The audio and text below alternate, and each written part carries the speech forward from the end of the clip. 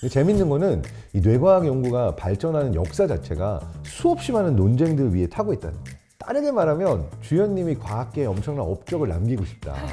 일단 엄청난 논쟁을 터뜨리면 됩니다.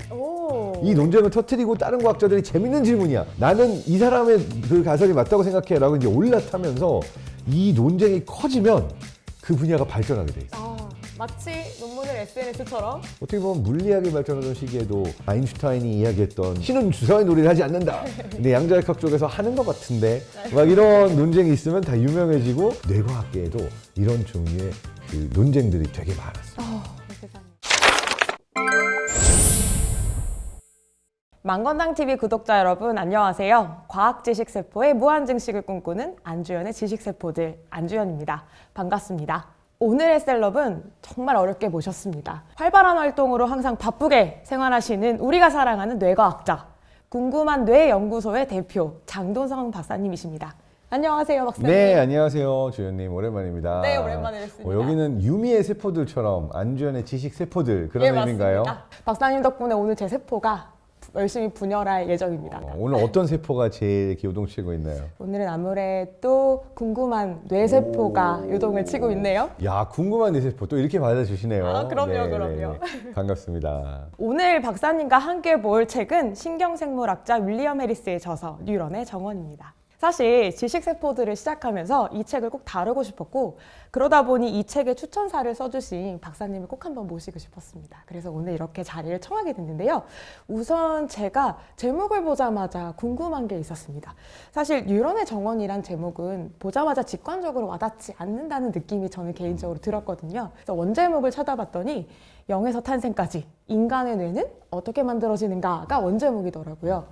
그러다 보니까 책 내용을 보면 첫 태동이나 태아에 관련된 얘기가 많이 나오게 됩니다. 아무래도 뇌가 발생하는 과정에 대한 이야기를 다루다 보니까요. 뇌와 근육이 연결되기 시작한 그 순간이 바로 첫 태동의 순간이라는 점이 진짜 놀랍고도 신비하게 느껴졌는데요. 그런데 혹시 박사님께서는 원제목과 이 책의 번역본의 제목에 대해서 어떤 생각을 가지셨는지 한번 궁금해서 여쭙고 싶었습니다. 저의 생각을 잘 짐작하신 것 같은데요. 사실 뉴런의 정원이라는 이름이 무난하고 예쁜 이름이긴 해요. 생각해보면 뉴런, 그리고 뉴런은 신경세포인데 우리가 뇌 안을 들여다보면 정말 예쁜 여러 연결들이 많이 있다 보니까 어떤 꽃밭을 떠올리게 하는 정원, 여러 식물들 막 이런 의미에서 좀 뉴런의 정원이라고 얘기를 하지 않았나 느껴지는데, 그런데 솔직한 생각은 원제가 훨씬 직관적인 것 같아요. 그러니까 원제를 한국어로 번역하면 이거거든요. 제로에서 탄생까지, 무에서 뇌가 만들어지는 과정은 약간 이런 느낌이거든요. 아무것도 없는 곳에서 뇌는 언제 갑자기 나타난 거야? 뇌는 어떻게 만들어지는 거야? 그리고 되게 흥미로운 거는 우리가 보통 알고 있는 뇌는 출생 이후에 태아가 엄마 몸 밖으로 나와서 이제 처음 갓난아기가 태어나면 그때부터 우리가 뇌를 보기 시작하잖아요. 네. 이 책의 거의 4분의 3은 이 아이가 엄마 몸 밖으로 나오기 전까지 만들어지는 뇌 얘기예요. 네. 그래서 사실 들어보지 못한 얘기일 수도 있고 어떻게 보면 좀 어려운 얘기일 수도 있는데, 그 뇌는 어떤 생물에서 만들어지고 그리고 뇌가 만들어지는 과정이 세포 생물학적으로 어떻게 이루어지나, 어떻게 보면 대부분의 뇌과학 책에서도 잘 다루지 않는 이야기들을 해주고 있다는 부분에 있어서 내가 웬만한 뇌과학 책은 섭렵했다. 그래서 나 뇌에 대해서 웬만큼 안다 자부하는 사람이 그런데 정말 세포 하나에서 뇌가 만들어지는 과정까지는 모르겠는데 라고 하면 심화 과정으로 네. 읽기 좋은 책인데, 솔직히 추천사를 써놓고도 이게 근데 일반 독자가 읽기에는 상당히 난이도가 있고 번역도 어렵고, 그리고 요 내용이 사실은 거의 약간 교과서에 가까운 내용이다 이런 생각도 들어서 정리해보면 네. 생각보다 추천사 썼지만 어려운 책이다. 그리고 뉴런의 정원이라는 제목이 예쁘지만 네. 이렇게 정말 직관적으로 책의 내용을 잘 담고 있는 책 제목은 아닐 수도 있다. 이게 솔직한 생각입니다. 자, 흥미로운 건요. 뭐 제 백그라운드를 조금 말씀드리면, 제가 독일 튜빙엔이라고 하는 독일 이제 남부 슈투트가르트라는 도시 남쪽에 있는 조그만 대학 도시예요. 튜빙엔의 막스 플랑크 생물학 연구소가 처음에 생겨났던 곳이고, 이곳에 되게 유명한 연구소가 2개 있습니다. 하나가 발생생물학 연구소고요. 네. 다른 하나가 바이오 사이버네틱스라고 그래서 인공지능, 로봇, 그리고 인간의 뇌랑 기계 연결한 막 그런 팬시한 미래 기술 연구를 하는 곳이에요. 제가 있었던 곳은 후자인데 두 연구소가 같이 있다 보니까 늘 뵙던 과학자분들은 발생생물학 쪽이었어요. 네. 그 발생생물학이 하는 게 뭐냐면 방금 이 책의 그 인트로에서 말씀드린 것처럼 세포 하나에서 뇌가 어떻게 생겨나나 뭐 이러한 것들을 연구하는 분이거든요. 근데 노벨상 수상자 분들도 두 분이나 계시고 그래서 점심 먹다가 가가지고 그 유명한 멀리서 봐도 막 이러는 노벨상 수상자 분인데 가가지고 이제 식판 가지고 옆에 앉아도 돼요? 이런 다음에 이제 앉은 다음에 막 진짜 책에 안 나오는 질문을 할 수 있었던 그런 호사를 누렸던 연구소인데 이 뉴런의 정원이라는 책의 저자가 보니까 제가 있었던 연구소에 잠깐 있었더라고요. 그래서 그곳에서도 잠깐 연구를 하고 제가 그렇게 식판 들고 가서 막 물어봤던 그런 이제 대가 교수님들하고도 같이 연구를 했던 분이라서 약간 개인적으로는 추천서 쓰면서 왜 그런 거 있잖아요. 우리 학교에 옛날에 다녔던 졸업생. 그럼 내가 가르치지 않았지만 뭔가 친근한 느낌. 그럼요. 네, 그런 약간 먼 연이지만 그런 연도 좀 느끼는 저자기도 합니다. 아, 너무 좋습니다. 저자는 뇌과학자 중에서도 사실은 발생생물학을 공부하신 분이에요. 네. 저도 사실 발생생물학을 전공하긴 했는데요. 아, 진짜요? 네. 오, 저의 사실은 1전공이 아니라 이제 선택 과목 중에 세부 전공 중에 하나긴 했어요. 아, 저는 발생학을 생물학 분야에서 제일 좋아해서 그걸로 이제 전공을 하긴 했는데 사실 발생학 전공한 입장에서도 이 책을 처음 읽었을 때 아까 박사님께서 솔직하게 말씀해 주신 것처럼 이렇게까지 전문적인 내용을 다루고 있구나라는 생각이 들었거든요. 근데 이제 단순한 질문에 답을 하는 게 가장 어렵다는 말이 있듯이 예를 들어 엄마 뇌는 어떻게 생겨나는 거야? 라는 질문을 아이가 한다면 그리고 그 아이가 무럭무럭 자라서 생물학을 전공하게 된다면 이 책을 읽으면 모든 궁금증이 풀리지 않을까 이런 생각도 잠깐 해봤습니다. 이 책을 읽으려면 되게 많은 다른 공부자 책을 그러니까 다른 많은 책들을 읽기는 해야 돼요. 그럼요. 그래야 이게 이해가 가지. 안 그러면 읽다가 엄마 모르겠어 이럴 수도 있어서 좀 더 쉬운 몇 개의 책들이 있긴 하지만 네. 나중에 이제 생각이 좀 더 자라나고 나서 뇌가 어떻게 생기는 거야 라고 생각하면 읽어볼 만한 책이죠. 그러면 다음번에 한 번 더 모셔서 좀 더 쉬운 책에 대해서 이렇게 말씀을 엮어보시다니. 드려도 될까요? 네. 뇌과학은 사실은 이 책에서 다루고 있는 뇌의 어떤 형태적인 발생 부분만을 다루는 분야가 아니라 사실 정신적인 혹은 기능적으로서의 뇌 그리고 그 뇌의 작용으로 인한 결과를 다루는 등 여러 가지 분야가 있는 것으로 알고 있습니다. 실제 뇌과학 연구의 세부 분야에는 어떤 것들이 있는지 소개해 주실 수 있을까요? 굉장히 좋은 질문이에요. 사실 뇌과학자 이러면 뭐 하는 사람이에요? 그럼 뇌를 연구합니다. 그게 뇌과학자군요. 이렇게 하지만 사실 그 안에 되게 다양한 세부 전공들이 존재합니다. 그래서 크게 분류해보면 어떤 사람들은 뇌를 구성하는 최소 단위들 그러니까 신경세포 또는 세포 레벨에서 일어나는 일들을 궁금해해요. 예를 들어서 도파민 분비가 되면 도파민이라는 건 신경 전달 물질인데 도파민이 일종의 택배 박스 같은 거면 어떤 택배 재질에 어떤 크기의 박스로 넣어져서 분비가 되고 또 얘는 어떻게 회수가 되고 그 다음에 이게 택배 물량이 많이 쌓여 있는 곳은 어디고 뭐 이런 형태로 정말 도파민 분비와 관련되어 있는 세포에서 일어나는 일들을 보는 사람들도 있는가 하면 좀 더 이제 상위 단계로 가서 뇌 전체의 수억 개의 신경세포는 어떤 패턴을 그릴까? 내가 사랑에 빠졌을 때, 내가 졸릴 때, 또는 열심히 생각을 할 때 뇌의 어떤 부위들이 어떠한 네트워크로 서로 신호를 주고받을까. 이렇게 네트워크나 시스템 측면에서 바라보는 또 뇌의 영상을 통해서 뇌를 바라보는 학자들도 있고 그리고 제가 이제 관심이 있었던 분야 같은 경우는 저는 사회인지 신경과학이라고 그래서 사람이 사람을 볼 때 어떤 걸 읽어낼 수 있나 데이터로 그리고 나도 모르는 사이에 다른 사람들에게 어떤 신호를 보내고 있나. 그러니까 사람과 사람 사이의 관계에서 일어나는 일들을 뇌가 어디까지 인지할 수 있고 또 어떤 알고리즘으로 이러한 과정들이 일어나서 이거를 로봇이나 인공지능에게도 알려줄 수 있을까. 저는 이제 요 더 상위단에서 이제 인간과 인간의 관계에서 일어나는 예전 같으면은 사회학과 인류학의 일부에서도 다루던 그 질문을 궁금해 했어요. 근데 이제 또 다른 분야들로는 아플 때, 예를 들어서 내가 기억력이 막 감퇴하고 있다, 또는 내가 우울증이다, 뭐 여러 종류의 이제 뇌가 정상적으로 작동하지 않는 그러한 상태에서는 또 어떤 변화들이 있는가를 연구하시는 분들도 있고 그러다 보니까 뇌과학 안에는 되게 다양한 영역들이 있고 생물학자, 화학자, 물리학자, 공학자, 전자공학자, 컴퓨터공학자, 의사 되게 다양한 학문 분야가 같이 일을 하고 있는 분야라고 볼 수 있죠.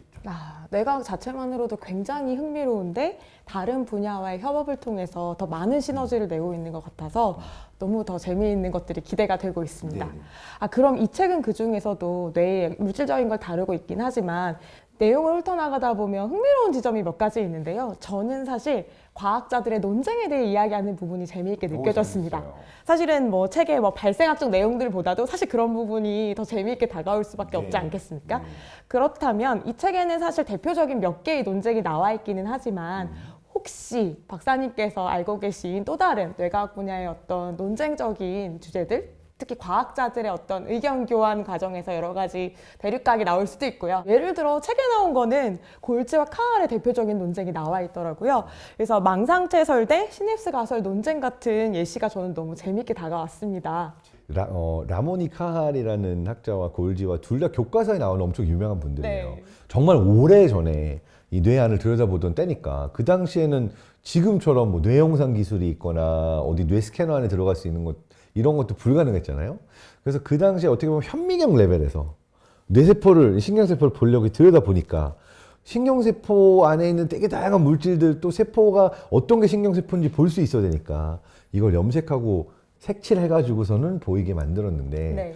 그때 이제 골지라는 사람은 네트워크가 보이니까 이게 망상체라고 보이는 이 네트워크를 보고 요 신경세포, 뇌세포가 작동하는 방식은 요 네트워크들이 연결되어 있는 일종의 단일 네트워크의 형태로 작동하나 보다 라고 하는 네트워크 가설을 냈는데 여기에 이제 카할이라는 분은 더 자세히 보고 나서 아니다 이거는 더 디테일하게 들어가게 되면은 신경세포가 있고 여기서 여기로 시냅스라는 걸 통해서 신호가 전달이 돼 가면서 어떻게 보면 파트들이 이제 다 붙어가지고 하나의 망인 게 아니라 얘네들이 각각 다른 조각들인데 모여서 망을 형성하는 거고 이런 형태의 네트워크 구조에 의해서 뇌가 작동하는 거다라고 이제 서로 다른 가설을 냈죠.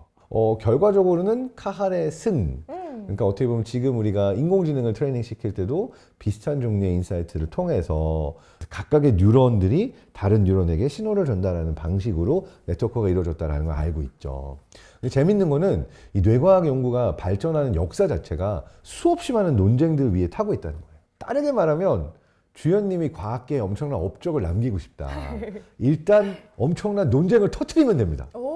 이 논쟁을 터뜨리고 다른 과학자들이 재밌는 질문이야. 나는 이 사람의 그 가설이 맞다고 생각해. 라고 이제 올라타면서 이 논쟁이 커지면 그 분야가 발전하게 돼 있어. 마치 논문을 SNS처럼 주거니 받거니 하면서 논쟁이 그렇죠. 커지는 거군요. 그러니까 사람들이 관심 있는 주제는 계속해서 보고 댓글 달고 점점 더 논쟁이 커지는 반면 별로 재미없는 질문인데 이러면 큰 의미가 없는 것처럼 과학계에서도 모든 사람들이 야 저거 진짜 나는 이런 거 같은데 아니야 저런 거 같은데 라고 논쟁이 붙게 되면 이 분야 자체가 발전을 합니다. 어떻게 보면 물리학이 발전하던 시기에도 아인슈타인이 이야기했던 신은 주사위 놀이를 하지 않는다. 근데 양자역학 쪽에서 하는 것 같은데 막 이런 논쟁이 있으면 다 유명해지고 우리가 하이젠베르크, 보어와 아인슈타인 다 아는 것처럼 커졌는데 뇌과학계에도 이런 종류의 그 논쟁들이 되게 많았어요.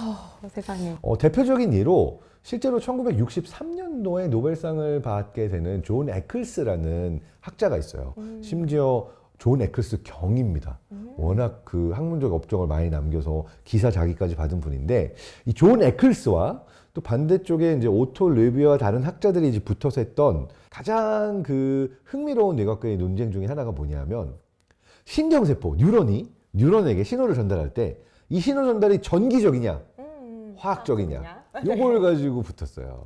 알고 계시네요? 네, 조금만 알고 있습니다. 존 에클스는 어느 쪽? 글쎄요, 어느 쪽일까요? 50대 확률입니다. 찍어보세요. 과학적? 예? 과학적? 전기적. 틀렸네요. 근데 완전히 틀리진 않았어요. 네. 왜냐하면 이분이 진짜 기사자기까지 받을 정도로 멋졌던 이유는 본인은 전기적으로 주장을 했는데 증거를 쭉 보고 후배 과학자들 하는 거 본 다음에 미안 내가 틀렸어 라고 1951년에 본인의 포지션을 바꿔요. 진짜 멋있는데요? 멋있죠? 네. 왜냐하면 그러지 않는 과학자들도 많거든요. 네. 심지어 막스 플랑크는 이런 얘기를 남겼어요. 과학혁명이 일어나는 구조는 이 새로운 가설이 나오고 예전의 과학자들이 맞네라고 받아들여서 일어나는 게 아니라 기존의 과학 이론을 믿고 있던 과학자들은 죽을 때까지 믿고 있는데 그 사람들이 죽으면서 혁명이 일어나는 거다. 그러니까 말하자면 죽을 때까지 내 생각은 안 바꾸고 이들이 나이가 들어서 세대가 바뀌면서 과학혁명이 일어나는 거지. 그만큼 사람 생각은 쉽게 바뀌지 않는다라고 할 만한 이야기를 남겼을 정도로 과학자도 인간인지라 내가 어느 가설에 꽂혀서 이거는 전기적이야 라고 말하면 사실 자기 스스로의 포지션을 번복하기 어렵잖아요. 근데 존 에클스 경은 처음에 이제 신경세포가 있으면 신경세포가 있어서 직접 연결을 통해서 여기에 전기 신호가 바로 이렇게 뭐 이렇게 왜 우리가 콘센트 꼽으면 꼽아가지고 여기서 이제 바로 전기가 이어질 수 있는 것처럼 어떤 직접 회로 연결을 통해서 전기 신호가 전달이 된다라고 생각을 했었어요. 근데 나중에 지금 우리가 알고 있는 것처럼 그게 아니라 신경세포 끝에 시냅스라는 게 있어서 여기서 도파민이나 뭐 세로토닌 이런 물질이 나와서 화학적인 물질이죠. 네. 요 도파민이라는 물질이 나와서 시냅스 끝에서 다른 쪽 뉴런에 도킹을 한 다음에 얘가 또 활성화가 되면서 다른 애한테 시냅스 사이로 신경전달 물질이 나와서 전달이 되는 것처럼 신경세포와 신경세포 사이에 오고 가는 요 전기적 신호는 중간에 화학적인 방식으로 오고 간다라는 걸 이제 우리가 아는 거죠. 그래서 요거를 이제 증거로 보여줬던 후배 과학자들, 레비 같은 학자들이 보여주니까 존 에클스가 난 정기적이라고 믿었는데 라고 보니까 둘 다인 거예요. 기본적으로 신경세포의 신호 전달은 전기적은 맞는데 세포에서 세포로 가는 과정은 화학적을 거쳐서 가더라. 그래서 되게 아름다운 스토리인 게 유명한 논쟁이었지만 논쟁하다가 더 많은 걸 알게 되고 이 분야가 발전하게 된 거죠. 참고로 에클스도 완전히 틀린 게 아니었어요. 나중에 갭 정션이라고 하는 이 세포 사이에서 이제 신경세포 사이의 연결은 아니지만 세포와 세포 사이에서 실제적으로 직접 전기 신호가 전달되는 메커니즘이 있다는 것도 나중에 밝혀지긴 했어요. 와. 그렇지만 우리 이제 뇌의 뉴런들이 작동하는 방식은 기본적으로는 아니었던 거죠. 요게 이제 되게 재밌는 논쟁 중에 하나고 또 다른 논쟁은 뭐냐? 이것도 오래된 논쟁인데요. 주연님의 뇌 안에 기억을 관장하는 영역은 어딜까요? 기억을 완장하는 기억이 들어있는 곳이 딱 한 곳이 있을까요? 한 군데는 아닐 것 같습니다. 우리가 얘기하는 해마? 해마, 해마는 뭘 하네요? 해마가 기억에 관여하긴 하겠지만 왠지 신경은 네트워크로 구성되어 있다는 말을 많이 하니 밖으로 또 계속 연결이 되어 뻗어 나가지 않을까요? 책을 너무 많이 읽었어. 안 걸려드네. 안 걸려드네. 여기서 기억은 해마죠. 이래야 되는데. 여기 3점을 피해 가시네요. 아유, 죄송합니다. 자, 근데 흥미로운 게 대부분의 사람한테 물어보면 기억을 담당하는 영역이 어디죠? 해마. 이렇게 얘기하죠. 자, 그래서 요게 이제 함축하는 바는 뭐냐면 내 뇌의 특정 기능을 좌우하는 영역이 따로 있다. 여기는 기억, 여기는 감정. 그리고 자, 언어 영역은 뇌 안에 따로 있을까요, 없을까요? 있다고 보통 어렸을 때 배웠죠. 맞아요. 네. 있어요. 네. 기억나는 두 이름? 어, 베르니케 영역, 브로카 네, 영역. 그렇죠? 맞습니다. 언어 이해는 베르니케 측도엽 쪽에 있고 브로카 영역, 언어 생성 이렇게 배웠어요. 네. 이거는 벌써 100년도 더 전에 과학자들이 알아냈죠. 자, 그래서 흥미로운 건 그렇지 특정 영역이 특정 기능을 좌우하잖아. 언어 영역. 그리고 인간의 얼굴을 볼 때만 반응하는 FFA라고 하는 퓨지폼 페이스 에리아라는 영역도 있어요. 그러니까 과학자들이 이제 생각했던 게 뇌의 모든 기능은 어딘가 그걸 담당하는 영역이 있을 거야. 요 기억은 여기 들어있고 요건 여기 들어있고 내가 우리 할머니 볼 때 반응하는 신경세포는 얘고 막 이러한 형태로 네. 이제 뇌 안에 각각의 영역이 특정 기능을 매핑하고 있다. 요게 이제 뇌 안에 정보가 이런 식으로 나뉘어져 있다라고 믿는 한쪽의 캠프였다면 반대쪽에서는 아까 얘기한 것처럼 잘 모르겠어요. 뇌 전체가 사용되는 거고 뇌 전체 어느 한 영역에 딱 기능이 들어가 있는 게 아니라 우리가 이제 연구들을 보면은 요 기능이 잠깐 망가져도 우리가 여전히 작동하잖아요. 그러니까 요거 아니라 어디랑 연결이 되어 있는지 사실은 복잡한 연결 패턴으로 우리가 경험하고 기억하는 것들이 다 만들어지는 게 아닌가라고 얘기하는 쪽이 있죠. 그래서 두 캠프가 사실 되게 많이 싸웠어요. 그런데 둘 다 반쯤 맞아요. 그러니까 실제로 기억이 단기 기억에서 장기 기억으로 넘어가고 기억을 꺼낼 때 주로 활성화되고 아주 중대한 역할을 하는 해마라는 영역이 분명히 기억을 관장하는 주요 영역으로 알려져 있는 건 사실인데 말씀하신 것처럼 그럼 기억이 해마에 저장이 되냐? 이건 아니고 해마를 통해서 장기 기억으로 가면 뇌 전체 네트워크에 또 다른 형태로 저장이 된다. 이렇게 알려져 있다 보니까 이게 어느 부위냐 아니면은 뇌 전체냐 이 논쟁도 사실은 어느 한쪽이 완전히 맞았다라고 할 수가 없이 서로 논쟁하는 과정에 우리가 뇌에 대해서 훨씬 많은 것들을 알아가게 됐다. 알 수가 있고요. 네. 제가 이렇게 논쟁을 좋아하는 이유 중에 하나가 제가 미국에 가서 러커스 대학교에서 뇌인지과학이라는 걸 처음 접했을 때 네.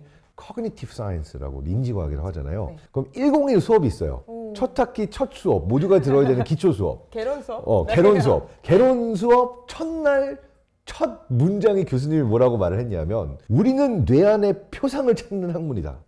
우리는 뇌 안에 representation을 찾는 거다. 그러니까 뭐냐면 세상에 이렇게 있으면 경험할 때 그 표상이라는 거, 이제 세상에 얼굴에 해당하는 거, 나무에 해당하는 거, 그게 나무에 해당하는 뭔가가 뇌 안에 있으니까 우리가 나무를 알 수 있는 거지. 그럼 그 해당하는 게 뭐야? 그게 표상이라고 부르거든요. 그걸 찾는 게 우리 학문이야. 이게 이제 그 미국 러커스 대학교에서 첫 수업 때 들었던 말이에요. 근데 알고 보니까 거기는 인지론자들의 메카인 거예요.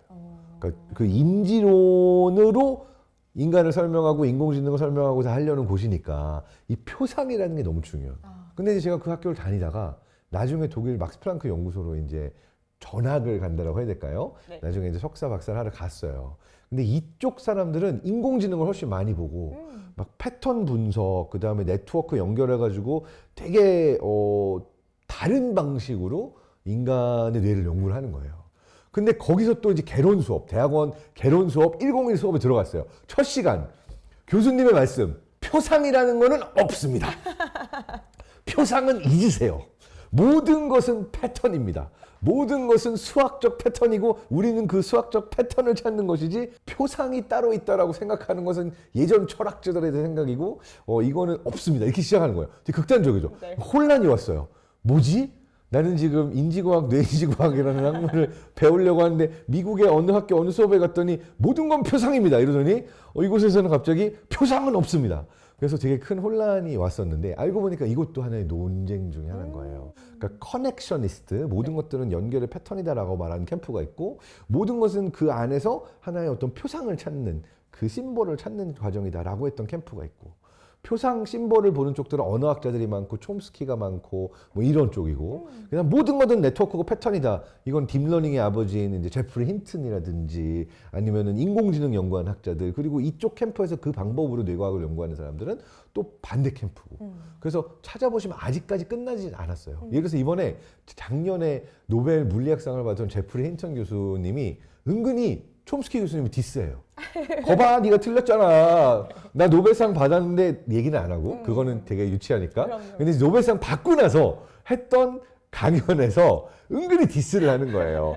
니네 모든 걸 표상과 인지와 언어로 설명하려고 했지만 언어라는 게 그런 식이 아니야. 우리가 인공지능으로 보여줬어. 인간의 그 언어라고 당신들이 얘기했던 이론들과 다르게 봐봐 챗GPT나 우리가 만들어 놓은 요 인공지능 언어 모델도 충분히 언어를 하잖아.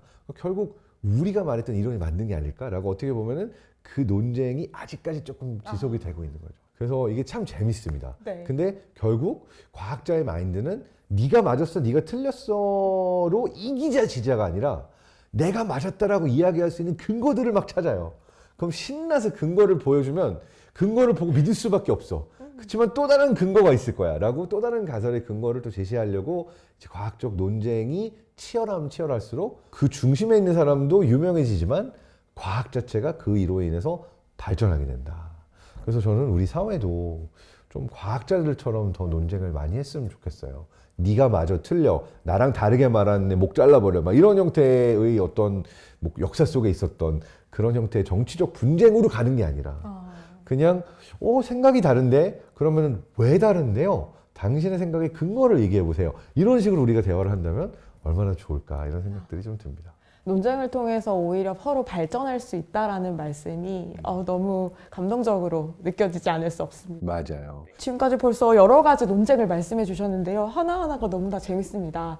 혹시 더 많은 논쟁이 당연히 있을 거라고 짐작은 되는데 박사님이 제가 버튼을 누르면 줄줄줄줄 굉장히 많은 재미있는 논쟁을 말씀해 주실 것 같아서 너무 듣고 싶으면서도 막 아쉬우면서도 막 이런데요. 근데 이 논쟁들이 있다는 걸 아는 건 중요한 게 네.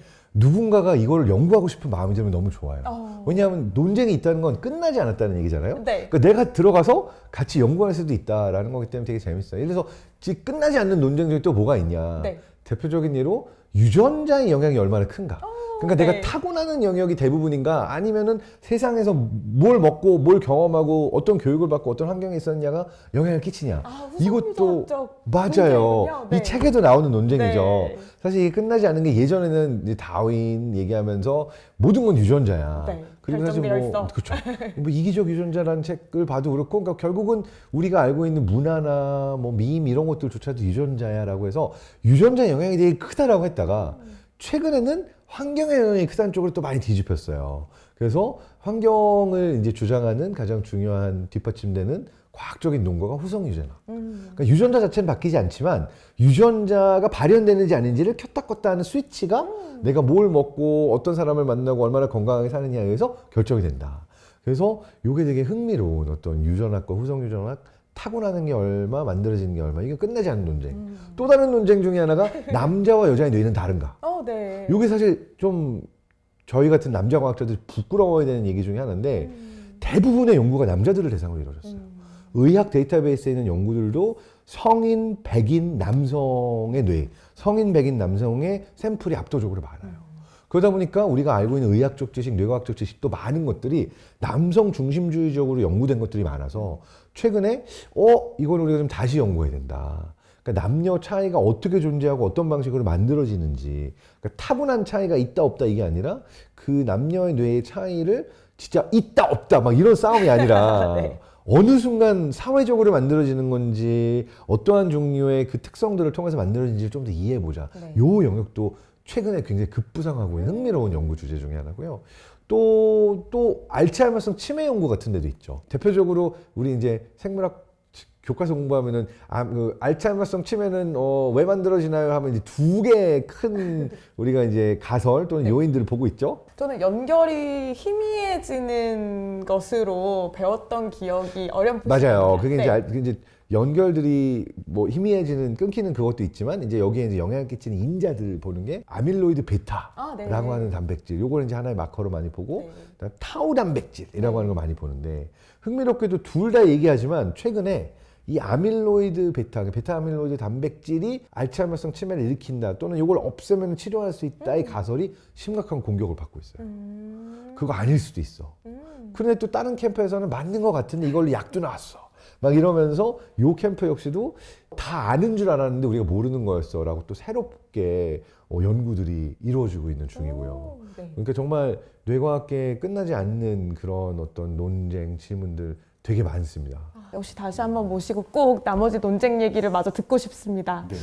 그러면 일단 너무 아쉽지만 1부를 여기서 마무리하면서 우리가 이제까지 함께 나눈 이야기들이 많이 있는데요. 그러면 이 이야기들을 아우르는 우리의 생각들을 대표할 수 있는 문장이나 단락을 이 책에서 한번 꼽아주신다면 어떤 게 있을까요? 이게 항상 제일 어려운 건데요.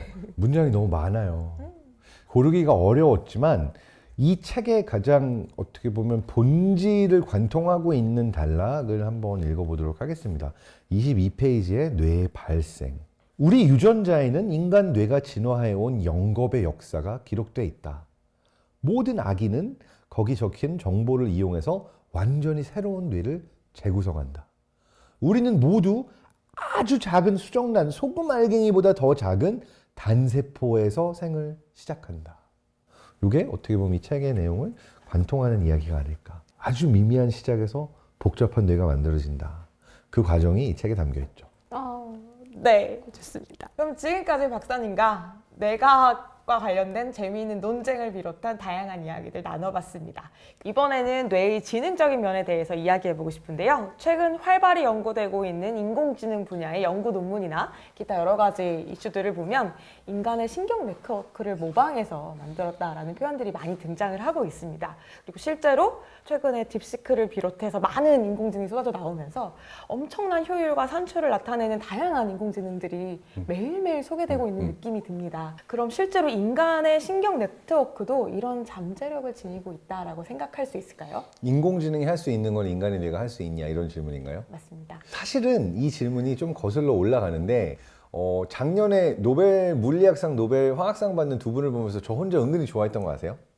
왜요? 왜냐하면 노벨 물리학상은 제프리 힌튼 교수님이 받으셨잖아요. 네. 딥러닝의 아버지. 맞습니다. 그리고 노벨 화학상을 받은 분 중에 데미스 하서비스. 하서비스, 네. 그러니까 알파고의 아버지라고 더 잘 알려져 있는 네. 구글 딥브레인 연구자가 있었죠. 네. 두 분 다 뇌를 연구한 연구자들이에요.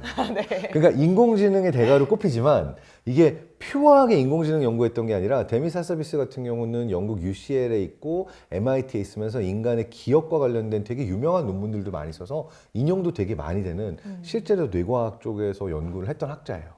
그러다가 어느 순간 나가서 구글이라는 기업에 가고 인공지능 연구로 이제 좀 전향을 한 케이스고, 마찬가지로 제프리 힌튼 교수님 같은 경우도 끊임없이 알고 싶었던 것이 인간의 뇌의 메커니즘을 어떠한 형태로 이제 기계에 적용할 수 있고, 기계가 이제 사고하거나 인지하거나 하는 과정에 있어서 이 인간의 뇌와 같은 시스템일까 다른 시스템일까 어떻게 이걸 만들 수 있을까를 계속 연구하신 분이죠. 근데 흥미로운 거는 결과적으로 이제 지금의 인공지능 모델들이 만들어지는 과정에 있어서 인간의 뇌 안에 있는 신경 네트워크들의 원리를 굉장히 많이 가져다가 사용을 했어요. 그러니까 우리가 뇌에 대해서 알고 있는 것들을 가져가서 사용을 해본 거죠. 근데 최근의 트렌드는 되게 흥미로운 게 인공지능이 인간도 못한 일들을 하잖아요.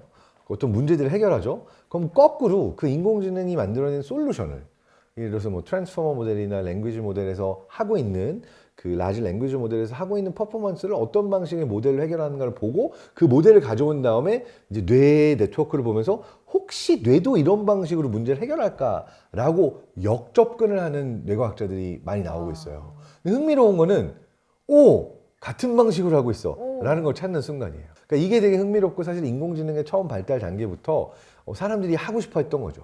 우리가 인공지능도 인간이 하는 걸 하게 하면 그걸 통해서 인간이 어떤 방식으로 문제를 해결할 수 있는지 이걸 알게 되지 않을까. 이게 이제 약 인공지능이라고 부르던 접근 방법이었는데, 그거는 최근에 아주 많이 이루어지고 있고, 그러다 보니까 왜 뇌과학자가 인공지능 얘기를 하는 거야 이런 얘기들을 많이 하는데, 뇌과학에서 인공지능 모델에 되게 많은 영감을 주기도 하고, 인공지능 모델이 가지고 있는 퍼포먼스를 거꾸로 이제 뇌를 설명하는 데 사용하면서 또 인공지능 모델로부터 배우기도 하고, 또 뇌가 워낙 복잡게다 보니까 인간이 보고 그냥 요거 구분해서 이제 인지할 수 있는 것 이상으로 인공지능이 분석을 해줘야 뇌에 대해서 알 수 있는 것들도 많아져서 이제는 어떻게 보면 뇌과학이라는 영역하고 인공지능을 연구한 영역이 굉장히 밀접한 관련성을 가지고 함께 발전하고 있다, 이렇게도 얘기할 수 있을 것 같아요. 그렇군요. 네트워크에 이어서 또 궁금한 게 뇌과소성이라는 개념입니다. 최근 연구 결과에 따르면 나이가 들더라도 뭔가를 계속 학습하고 배워나가면 뇌세포의 연결이 계속 확장되어 나간다, 이런 얘기들을 들어본 것 같은데요. 실제로 신경과학자들이 결정적 시기를 다시 여는 방법을 연구하고 있다, 이런 표현이 책에도 나오기도 합니다. 네. 그러면 나이가 들어도 계속 학습을 한다면 뇌세포는 결국 계속 성장할 수 있을까요? 뇌세포가 성장하는 게 아니라 네. 사실 뇌가 제 기능을 하기 위해서는 뇌세포들 간에 연결이 만들어져 있고 또 그 연결들이 유지될 수 있는 게 되게 중요해요. 일단 우리가 자주 얘기하는 게, 야, 때리지 마, 뇌세포 죽어, 술 맞아요. 마시면 뇌세포 죽어, 이런 얘기 많이 하잖아요. 뇌세포는 일단 머리 때려서 많이 죽이기는 웬만큼 세게 때리지 않고는 불가능하고요. 딱딱한 두개골이 보호를 잘해주고 있기 때문에 뭐 축구 선수의 헤딩이나 복싱 선수의 진짜 뭐 훅 뭐 이런 거 맞지 않고는 정말 이렇게 뇌세포에 큰 손상이 갈 정도로 내가 이렇게 때린다고 네. 톡톡 소리는 나지만 네. 뭐 뇌세포가 별로 죽지는 않았을 거예요. 그리고 실제로 뇌세포는 태어나자마자부터 죽을 때까지 계속 죽어요. 그러니까 우리가 뇌세포가 제일 많은 순간이 언제냐? 엄마 뱃속에 태아 때예요. 그 이후로 뇌세포의 숫자는 계속 줄어듭니다. 그래서 뇌세포의 숫자가 줄어든다라고 나의 기능이 줄어드는 게 아니라, 우리가 기능을 배워나가고 작동을 잘 하게 되는 거는 이 태아에서 이제 갓난아기 태어나서 새로운 뇌세포의 연결들이 계속 만들어지면서 우리 뇌가 능력치들을 얻게 되는 거거든요. 그러니까 중요한 거는 뇌세포 사이의 연결이다. 그럼 아까 말했던 신경 가소성이라는 건 뭐냐? 일정 뇌 영역이 예를 들어서 막 잘려져 나가거나 수술받아 사라졌어. 그럼 연결들이 사라졌잖아요. 네. 그러면은 이 연결을 대신할 수 있는 다른 연결들이 생겨나면서 그 기능은 유지될 수 있는 놀라운 능력 중에 하나가 신경 가소성이고, 그러다 보니까 어떤 충격이 오건 어떤 변화가 오건 우리의 뇌가 끊임없이 새롭게 배우고 또 작동할 수 있게 되는 것이 뇌 가소성 또는 신경 가소성이라고 불리는 원리예요. 자, 그렇다면 아까 질문 주셨던 책에도 나오는 결정적 시기라는 게 나오는데, 이 신경 가소성이 항상 높은 게 아니라 결정적으로 높은 시기가 있어요. 그러니까 말하자면 새로운 연결이 막 만들어지고 이때는 굉장히 많은 걸 배우고 배운 것들을 까먹지도 않고 평생 써먹고, 신경 가소성이 막 쫙 올라가는 시기가 있죠. 가장 높은 시기는 사실 태어나자마자부터 처음 2년입니다. 이게 이제 발달 단계에 있어서 처음 24개월 동안 뇌의 80%가 완성이 돼요. 그러니까 말하자면 처음 2년 동안 아파트로 치면은 아파트 쫙 올라가가지고 이제 뭐 샤시 들어가고 뭐 인테리어 공사는 안 이루어졌지만 기초 틀은 세워지는 거죠. 이게 처음 2년. 그럼 처음 2년 동안 뇌가 배워야 되는 이 신경가소성에 올라가 있는 건 뭐냐? 세상의 감각 신호예요. 보고 듣고 하는 게 자동으로 이루어지는 게 아니라 이 결정적 시기에 눈을 가리고 있으면 책에도 나오는 고양이 얘기처럼 그 2년이 지난 다음에 눈 가린 걸 빼면은 볼 수가 없어요. 왜냐하면 빛이 망막에 닿아서 전기 신호로 바뀌어서 이 시신경을 타고 시각 중추까지 전달이 돼도 뇌가 뭐야 저거? 라고 알아보지도 못하고 해석도 못해요. 그러니까 뭐가 색깔인지 형체인지 얼굴인지 사람인지 동물인지 이 모든 건 태어나서 처음 2년 동안 계속 보면서 배워야지만 그 기능이 생겨나는 거고 배운다라고 하는 거는 시각적인 자극이 왔을 때 이게 뭐야 라는 거를 뇌 안에서 연결을 만들면서 알아가는 과정이죠. 자, 그래서 신경가소성이 가장 높은 첫 번째 시기가 태어나서부터 2년 사이에 이 발달 단계, 세상의 감각 신호를 익히는. 그리고 나서 또 한 번 되게 중요한 발달 단계가 있어요. 이때도 신경가소성이 되게 높습니다. 뭐냐면 2세에서 네. 초등학교 들어갈 때까지 아동기까지의 시기가 또 다른 발달을 위해서 되게 큰 의미를 가지고 있는데 이때 중요하게 발달하는 게 언어와 운동 능력이에요. 두 가지가 왜 중요하냐? 처음에는 보고 듣고 막 이런 신호들이 들어오는 게 뭔지를 알아야 되잖아요. 그러니까 처음 80%는 그 신호들이 뭔지를 해석하고 연결을 만드는데 이제 뇌가 많은 그 노력을 하죠. 근데 그 다음에는 나도 말하고, 나도 움직이고, 세상의 변화를 일으키고, 그 다음에 말하는 걸 들으면 뭔지 알아들은 다음에 나도 말할 수 있지만 말해서 들은 걸 할 수 있어야 되잖아요. 예를 들어서 잡다라는 얘기를 하면은 네. 잡는다라고 할 때 애가 그냥 어디서 잡다 듣는다고 이거 행동을 아는 게 아니라 잡아봐 그러면 이 소리를 들을 때 내가 하는 이 동작이 잡아봐라는 거를 매칭을 시키는 거죠. 그게 언어 능력이죠. 그러다가 어느 순간 글자도 알려주면 지읒, 아, 비읍, 뭐 이응, 아, 그럼 잡아라고 하는 게 요거구나. 잡아라고 들리는 그 소리구나. 뿐만 아니라 내가 발음을 할 때 짜바라고 말하면은 나오는 소리구나. 그러니까 이게 되게 복합적인 여러 가지 연결이 되는 거죠. 그렇죠? 내가 혀로 말할 줄 아는 능력, 눈으로 보고서는 글자를 알 수 있는 능력, 그걸 들어도 아는 능력, 내 몸으로 아는 능력. 그러니까 언어, 운동 능력이 함께 발달하면서 말하자면 세상 속에서 내가 할 수 있는 것들이 늘어나고 세상의 어떠한 그 수많은 것들을 일종의 언어라는 그릇으로 담으면서 다른 사람에게 소통할 수도 있고 누가 나에게 소통할 때 알아들을 수 있는 또 이때 신경가소성이 되게 높아진 상태죠. 세 번째 중요한 발달 단계가 청소년기, 사춘기라고도 불리는 시기인데 이때는 약간 특이한 일이 일어나요. 침팬지나 오랑우탄이나 고릴라는 사춘기가 없는 걸로 알고 있어요. 인간만 사춘기가 있어요. 왜 사춘기가 있냐? 배워야 되는 게 워낙 많아서 내가 태어나면서부터 그냥 아동기만 지났다고 뇌 발달이 끝나는 게 아니라 쭉 배워야 되는데 이제 사춘기에 내가 생식 능력을 가지게 되고 또 2차 성징을 경험하고 성인이 되어가면서는 그 전까지 내가 알았던 세상은 배웠던 세상은 엄마 아빠와 주변 사람들의 세상이었다면 이제는 내가 세상을 살면서 나에게 필요하다고 한 세상을 만들어 가야 되잖아요. 그러니까 막 엄마 아빠 부정하고 반항하고 그러니까 말하자면 이거는 이 시기가 뇌가 완성되어져 가는 어떻게 보면은 가장 큰 마지막 시기인데 입주 직전이라고도 할 수 있는데 만들어졌던 거 다 부수고 갑자기 재건축 들어가는 거예요. 막 지금 리모델링을 하는 거예요.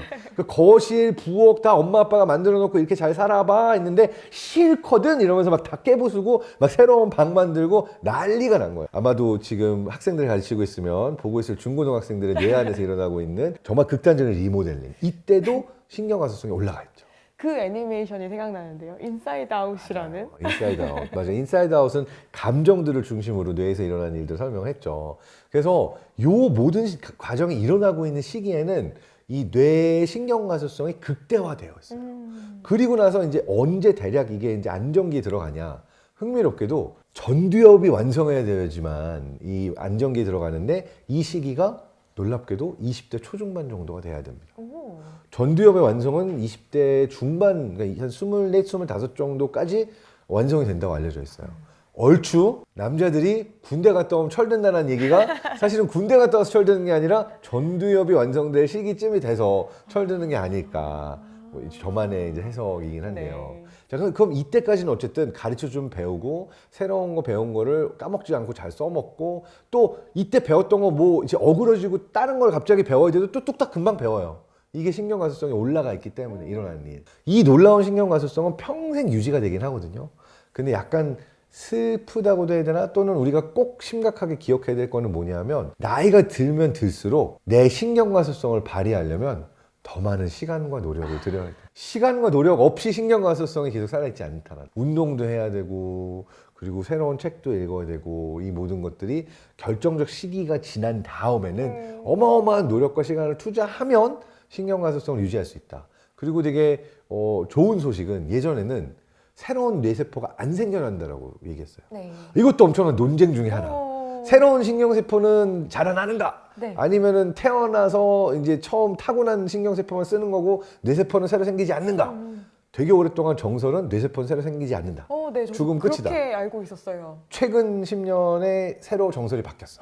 와. 새로운 신경세포는 자라난다. 와. 새로운 신경세포는 자라난다. 대략 어느 정도의 그 맥스 레이트로 자라나냐 하면은 대략 내 뇌 전체 1.8%까지 새로운 신경세포로 교체가 될 수 있을 정도로 자라나니까 천천히 교체가 되긴 하죠. 네. 그리고 또 공짜가 아니에요. 그냥 모든 사람에게 있어서 새로운 신경세포가 자라나는 게 아니라 내 새로운 신경세포가 많이 생기게 하려면 해야 되는 게 있어요. 러닝, 역시. 달리기, 운동, 세상에 쉬운 일이 없네요. 유산소 운동 이런 걸 하게 되면은 BDNF라고 하는 신경 성장 인자가 분비가 되고 얘가 분비가 돼야 또 새로운 신경세포가 자라날 수 있는 조건이 마련이 된다. 공짜는 아닙니다. 역시 어른들이 말씀하시는 배움에는 때가 있다. 네. 이 말씀이 괜히 나온 게 아니군요. 배움에는 때가 있지만 평생 배워야 한다. 그러니까 배움에 때가 있다가 결정적 시기고 네. 그러면은 이때를 놓쳤다고 안 되냐? 어떤 건 안 돼요. 그렇지만 뇌는 평생 새로운 신경세포가 만들어지고 계속 배울 수 있기 때문에 배움은 평생 끝나지 않는다. 대신 열심히 달려야 한다. 달려야 되고 책도 읽어야 되고 이 방송도 봐야 되고 새로운 사실들을 공부하면 할수록 내 뇌가 그냥 노화하고 기능들이 잃어가는 게 아니라 계속 잘 작동할 수 있다. 그래서 이거는 좀 무섭게만 얘기했는데 사실은 60세, 70세가 넘어서도 새로운 언어 배울 수 있고 피아노 같은 것도 배울 수 있고 이게 다 신경가소성 때문에 가능합니다. 뇌수술 하고 나서도 정상적으로 기능을 회복할 수 있고. 그러니까 뭐랑 비슷하냐면요. 아까 말한 것처럼 막 어떤 특정 구조에 모든 기능이 들어가 있어서 길 가고 있는데 요 길이 망가졌어. 그럼 평생 이 기능이 사라지는 거냐. 그게 아니라 요 길이 망가지면 우회도로 있고 다른 길로 가면은 충분히 갈 수 있는 거잖아요. 네. 그런 형태로 뇌가 어떤 일부분이 망가지거나 기능을 잃어도 충분히 많은 우회도를 만들면서 내가 해야 될 일들은 충분히 할 수 있게 해주는 것 역시도 뇌가소성이고 신경가소성. 그리고 요건 평생 지속된다. 한편으로 안도가 되면서도 역시 열심히 살아야 되는구나 라는 교훈을 다시 한번 얻을 수 있는. 열심히 살고 계시잖아요. 이런 유튜브 방송 하시고. 그러면 뇌 손상에 대한 말씀을 해주신 김에 뇌질환에 대한 얘기를 한번 해보면 어떨까 싶은데요. 저희가 알려져 있는 뇌질환 중에 아무래도 가장 널리 알려져 있는 게 알츠하이머일 것 같은데요. 네. 언젠가 뇌과학 분야가 계속 발달하다 보면 알츠하이머와 같은 질병도 치료 가능한 영역으로 자리 잡을 수 있을까요? 네. 아마도 가능할 거라고 생각이 되는데 실제로 이미 알츠하이머성 치매 치료제라고 나와 있는 약이 승인받은 게 하나가 있긴 해요. 물론 부작용이 좀 심하기도 하고 처음에 나오던 당시 식약청에서도 조금 그 논란이 되긴 했지만 어쨌든 약이 개발되고 있는 중이고 효능이 입증되어 있는 그런 방법론들이 나오고 있는 중입니다. 그래서 저는 희망적으로 보고 있어요. 알츠하이머성 치매도 분명히 우리가 정복할 수 있고 치료할 수 있는 영역이 될 거라는 걸. 근데 이제 굉장히 흥미로운 영역 중에 하나는 이 과정에 있어서 꼭 약을 쓰거나 뭐 하는 게 아니라 사실 베스트는 병에 안 걸리는 거잖아요. 미리 아는 거죠. 예방할 수 있는 거. 근데 이걸 돕기 위한 기술들이 나와 있는데 디지털 헬스케어를 활용해서 그 디지털 헬스케어라고 하는 건 병원에 가서 뭐 피 뽑거나 유전자 검사하거나 약국에 가서 약을 타거나 이런 게 아니라 내가 사용하고 있는 스마트 기기, 스마트폰 또는 뭐 PC 이러한 것들을 사용해서 내가 게임을 하는데 이 게임을 하면 이 게임이 날 진단해서 내가 20년, 30년 후에 알츠하이머성 치매에 걸릴 고위험군인지 아닌지 알려줘요. 그러면 내가 이러한 종류의 진단 기기, 진단 방법을 통해서 내가 고위험군이라는 걸 알게 되면 예방하는 데 훨씬 많은 노력을 할 수가 있잖아요. 그래서 이러한 방식으로 일상 속에서 내가 잘하는지 못하는지 그리고 나를 진단해 줄 수 있는 기술들이 AI 발전을 통해서 이제는 디지털 기기를 통해서 그리고 게임을 통해서도 많이 나오게 됩니다. 작년에 큰 뉴스 중에 하나가 아마 작년 5월 말이었을 텐데 미국 식약처에서 세계 최초로 디지털 치료제가 OTC로 나왔어요. 이게 이제 무슨 얘기냐? 디지털 치료제가 OTC로 나왔다. OTC는 오버 더 카운터라고 그래서 우리가 편의점에서도 타이레놀 살 수 있고 후시딘 살 수 있잖아요. 이게 다 OTC로 사는 거예요. 원래는 병원 약국에서 처방을 받아야 되는 거를 요거는 많은 사람들이 이용하니까 그냥 네가 테이블 건너로 돈 주고 살 수 있는 약. 이게 이제 OTC라고 하거든요. 근데 세계 최초의 디지털 치료제 ADHD 치료제가 게임으로 구글 앱스토어, 애플 앱스토어에 나와서 그걸 다운로드 받아서 하루에 6시간 게임을 하면은 집중력이 올라간다라고 하는 게 식약처 3상 통과하고 정식 인증을 받은 OTC 치료제로 나온 거예요. 와. 아직 우리나라에서는 구할 수 없고 미국 국적이세요?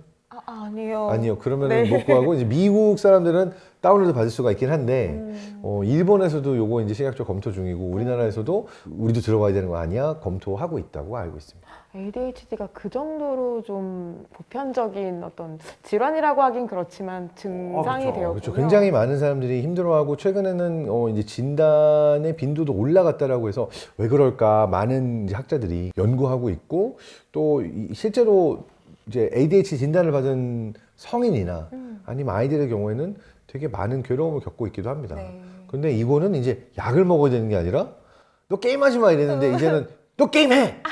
너 오늘 게임하는 거 까먹었지 너 오늘 가가지고 그 게임 6시간 해라. 너 게임 끝나고 나올 때까지는 밥도 없어. 막 이런 형태로 이제 내가 ADHD 치료를 게임으로도 할 수 있다. 오히려 좋은? 네, 이런 것들이 이제 나오고 있죠.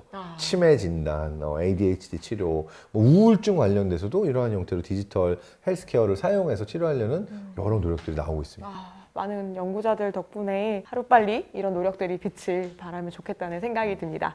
그럼 거의 마지막 질문이 될 것 같은데요. 인공지능에 대한 얘기를 저희가 아까 잠깐 나눴었는데 인공지능도 마음을 가질 수 있을까요, 박사님? 와, 어려운 질문인데요. 마음이란 뭘까요, 주연님?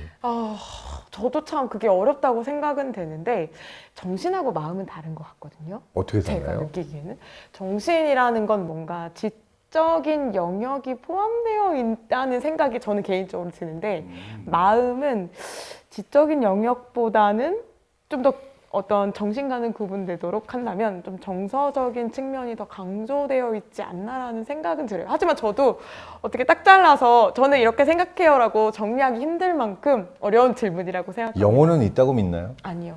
왜 없어요? 있다는 증거에 대해서 제가 들어보지 못해서요. AI한테 물어보면 뭐라고 답할까요? 저처럼 답하지 않을까요? 너는 영혼이 있니? 이렇게 물어볼까요? AI 스스로 본인에게요? 한번 물어봅시다. 네네. 우리 챗GPT나 이런 친구들한테 한번 물어보겠습니다. AI 너는 마음이 있니? 자, 얘는 이제 어느 모델이라고 말은 하지 않겠지만 아주 간략하게 말을 해줬어요. 물어보셨잖아요. AI도 마음이 있을까요? 그래서 제가 AI한테 물어봤죠. AI 너는 마음이 있니? 저는 마음이나 감정이 없습니다. 저는 단순히 데이터를 처리하고 사용자 질문에 답변을 제공하는 인공지능 언어 모델입니다. 제가 생성하는 답변은 프로그래밍된 알고리즘과 학습된 데이터에 기반한 것이며 스스로 생각하거나 느낄 수는 없습니다. AI는 자기가 마음이 없대요. 근데 저는 그런 생각은 들어요. 이 친구들은 이제 본인이 답변한 것처럼 학습된 데이터를 기반으로 답변을 하는 거잖아요.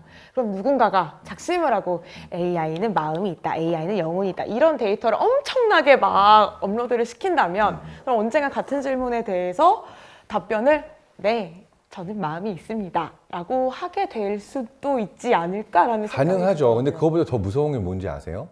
얘는 자기가 마음이 없다고 했잖아요. 근데 주연님은 그런데 이 친구들은 이라고 얘기를 했어요. 그러니까 암묵적으로 인간은 벌써 AI를 인간처럼 생각하고 있는 거예요. 친구들은 쟤네들은 너는 이러면서 마치 AI도 마음이 있는 존재로 AI가 어떻게 생각하고 있는가는 의미 없어요. 인간이 이들이 마음이 있다라고 생각하느냐 없느냐에 따라서 국가 제도도 바뀔 수 있고 우리가 이들에 대한 태도도 바뀔 수 있고 많은 것들이 바뀔 수 있거든요. 그런데 흥미로운 거는 작년에 노벨 물리학상을 받았던 제프리 힌턴 교수는 어떤 경고를 날렸냐면 우리가 터미네이터 같은 영화에서처럼 물리적으로 막 AI가 우리를 뭐 폭력적으로 막 지배해버리는 시나리오는 아주 가능성이 낮지만 심리적으로 모든 사람들이 야, AI는 마음을 갖고 있지. AI는 우리와 같은 존재고 인권을 줘야 되고 인간보다 나은 존재니까 신처럼 대해야 되고 선거권도 줘야 되고 모든 권리를 다 주고 이제는 아예 그냥 AI 네가 우리보다 나은 존재니까 인간에 대해서 마음대로 해 라고까지 인간이 얘가 마음이 있다라고 생각하는 걸 넘어서서 인간보다 나은 존재라고 믿는 방식으로 지배당할 가능성이 있다. 그러니까 그야말로 AI의 위험은 물리적이 아니라 심리적일 가능성이 훨씬 크다. 그건 우리 스스로 그렇게 생각을 함으로써 우리를 옥죄는 그런 그렇죠. 방식이 AI는 마음이 없다라고 자기는 얘기하고 있는데 우리는 근데 얘는 마음이 있지 않을까? 말하는 거 보면 마음이 있는 것 같아 너. 이 친구는 말이야 라고 얘기하는 걸 보면 중요한 문제는 결국 마음이라는 것이 우리는 다른 인간도 마음이 있는지 없는지 나와 다른 마음을 가지고 있는지 아는 게 되게 어려워요. 그렇지만 가장 중요한 건 그냥 내 안에서 내가 마음이 있느냐 없느냐라는 질문을 하는 건 큰 의미가 없거든요. 그건 언제 의미가 생기냐면 사람과 사람이 만나고 서로가 서로의 마음을 알아줘야 될 때. 그래서 되게 중요한 질문은 우리가 어떤 존재가 어떤 마음을 가지고 있다고 생각하는가, 왜 그렇게 생각하는가, 이 부분을 좀 생각해 보는 게 오히려 AI는 마음이 있나? 라고 질문하는 것보다 더 중요하지 않을까 생각합니다. 네, 좋습니다. 그럼 이렇게 2부도 마무리하면서 마지막 질문입니다. 이제까지 나눈 이야기들을 아우르는 이 책의 문장이나 단락을 꼽아주신다면 어디가 있을까요?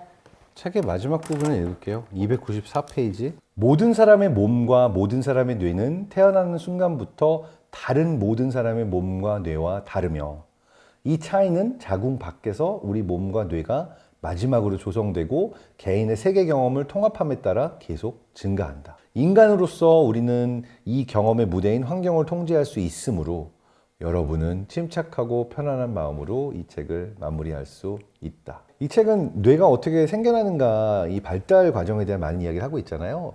그렇지만 마지막에 중요한 메시지는 모든 뇌와 모든 몸은 다르고 우리가 세상 속에서 어떠한 경험을 하는지에 따라서 우리 한 명 한 명의 특별한 존재다 라고 하는 메시지를 주는 것 같아요. 이거를 기억할 필요가 있습니다. 우리가 물리적으로 완벽히 똑같은 DNA를 타고난다 할지라도 일란성 쌍둥이처럼 우리는 서로 다른 특별한 뇌와 몸을 가진 개체로 자라나기 때문에 우리 한 명 한 명이 기계와 달리 AI와 달리 그 어떤 존재와도 달리 특별하다라는 것을 뇌과학적인 측면에서 기억할 필요가 있다고 생각해서 이 문장을 읽었습니다. 네, 오늘 이렇게 장동선 박사님 모시고 함께 뉴런의 정원을 살펴봤는데요. 함께하면 지식이 늘어나는 안주현의 지식세포들, 다음에도 새로움 가득한 과학 지식을 들고 찾아오겠습니다. 여기까지 들어주셔서 감사합니다. 감사합니다, 박사님. 감사합니다. 초대해 주셔서 감사합니다. 감사합니다.